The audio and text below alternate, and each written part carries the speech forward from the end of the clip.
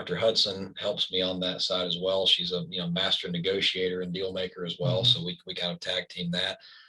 Aaron and Maurice, Dr. Aaron and Maurice, they kind of focus on the private equity side, right? And talking to funds, institutions, individual investors, right? Really structuring the capital properly. And this, we are strictly SEC compliant. We have to be relationship based, right? We are a boutique firm. We're not an institution, right? So everything has to be relationship based. Then we have my family members, Kim Wendland and Tammy Sutton. That's my aunt and mother, respectively. They're sisters in the second generation of the real estate team that I mentioned to you. They are really our operations and asset management team. So they kind of work with me on closing. We run together for a little while, and then I start to step back and they take the asset, and it then it changes from a sprint to a marathon, right? And then it's really, how do we make it fulfill the business plan over time? Yeah, excellent.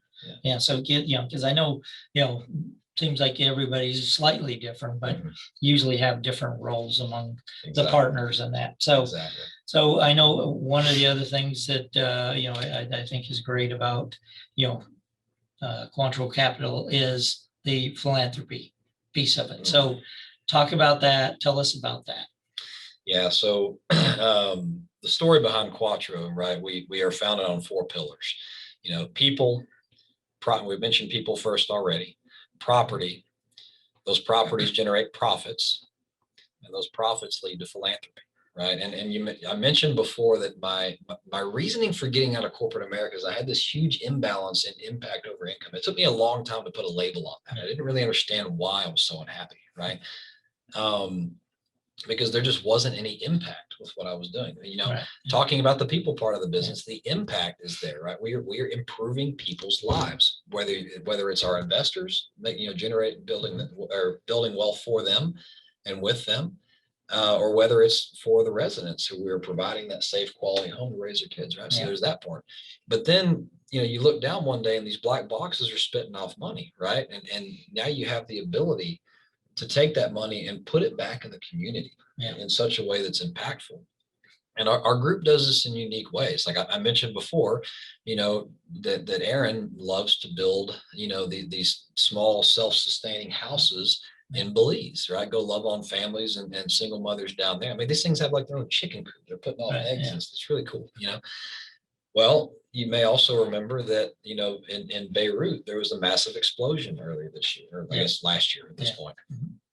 And my partner Mo, he's part citizen over there at this point, right? He spends a lot of time international and in that area, and in fact, in the neighborhood where that explosion went off. And so, unfortunately, not all governments are like, we think, I've seen the world, guys. We think we have it tough here. Let me take you some places. And Mo has seen the world 100 times more than I have. If you try to put money with a charity in this country, like, it's so corrupt that, not our country, we're in that country, the money will never get to the people, right? So we sent him over there with about as much as he could get over the border with, and he was manually deploying it into the hands of the business owners who were impacted, right? To help them rebuild. It's like being able to do stuff like that and that you truly make an impact on people's lives, And I have this dream. I'm not there yet, but one day I want to be able to write a check bigger than my corporate salary was to a charity of my choice. I'm not sure what it'll be or when, but that is a goal. And I guess Lauren, you're right. I need to put a date on that. So let's say before my 35th birthday, right? We'll do that. Yeah. Excellent. So, all right. Well, hey, let's take a couple other topics. Yeah. So tell us this concept. You have kind of 5 freedoms that you emphasize. So kind of tell us those 5. And why you emphasize these 5 freedoms. Yeah, this is really important. And all of our coaches are really big on this as well. But you start to think about the why behind what you do. Like, why am I buying these black boxes that generate income, right? Why am I going through the trouble? Why don't I just, work my job and not ask questions and do what I'm supposed to do, right? Well, those black boxes generate financial freedom. That's free. That's just freedom number 1, guys. Like, most of us never look beyond that, right? once you have financial freedom where I do not have to depend on myself for what income I need to live. My buildings are going to do that. Right now, you have to crank them every now and then, right? They're not just totally self-sustaining, but if I don't go to work on Monday, guess what? Those renters still pay rent, you know? So if the first freedom is the freedom of finance, the financial freedom. Well, that leads to freedom of time. All of a sudden, if you don't have to go to work 80 hours a week, right, then you have the freedom of time. You have freedom to do what it is that you want to do. Right? Like 75 hard. Like 75 or hard, yes. Chasing your daughter around the park or something. Yeah, exactly. Or playing golf, whatever it is. You don't have to, like we are taught, read Tim Ferriss's book, The 4-Hour Work Week, right? Yeah. We are taught in this country that you have to be in an office from 7, 8, 9 to 5, depending what career path you're in. Yeah. And appearing busy is what makes you successful, right? You have to shuffle papers for that time and go to the water cooler and drink coffee, right? Yeah. Well, you don't need that much time in a day to be productive. I could get most of my core stuff done that I really need to do for the business to be successful in 2 or 3 hours, right? And then the rest of it is it's optional, right? So you get that freedom of time. Well, that leads to freedom of geography, freedom of location, right? Well, all of a sudden, when you're financially free and you have time, you can go places. My partner Mo, Maurice. He lives in Boston or something, right? He lives in the DC area. The DC area. Yeah, but I mean, he also kind of co-lives in Lebanon. Right. But several of your other partners don't live here either. Right. So, right. Yeah. None of us are, we're all geographically, unco-located, I guess you would say. Yeah. But, he regularly works from Lebanon, or just goes, or other places in the world, right? You don't have to be in that city where your office is anymore. You can go on excursions, not just vacations, right? That leads to freedom of passion. What about number 4 now? Mm-hmm. So freedom of passion is where you can start to really do what makes you happy. Do you want to spend your time, educating, children on the concepts we just talked about? Do you want to spend your time pursuing a musical career, that doesn't pay you anything, but you can just do it because you want to? You get to really pursue your passions. And then the final one is freedom of relationship, right? Unfortunately, many of us spend our time with people no, I'm just kidding. Yeah. We spend our time with people who we have to be around because of our current state in life, right? Coworkers. How many of us really like hanging out with our coworkers, right? Some do. It's not a bad thing, but if you spend all your time at the office or you spend all your time, in a job you hate, do you really like the people you're with? But you're around who are, applicable for that part of your life. Well, maybe now that you're free in all these other ways, you want to go seek out the people that you want to be around. Maybe it's other people like what you're trying to become. Go seek them out, spend time with them, and really build a mutual relationship that way, right? So it's not just about the money; it's about the freedoms that come from that those revenue streams. Yep. So we've talked a lot about real estate, right? Mm-hmm. About generational wealth.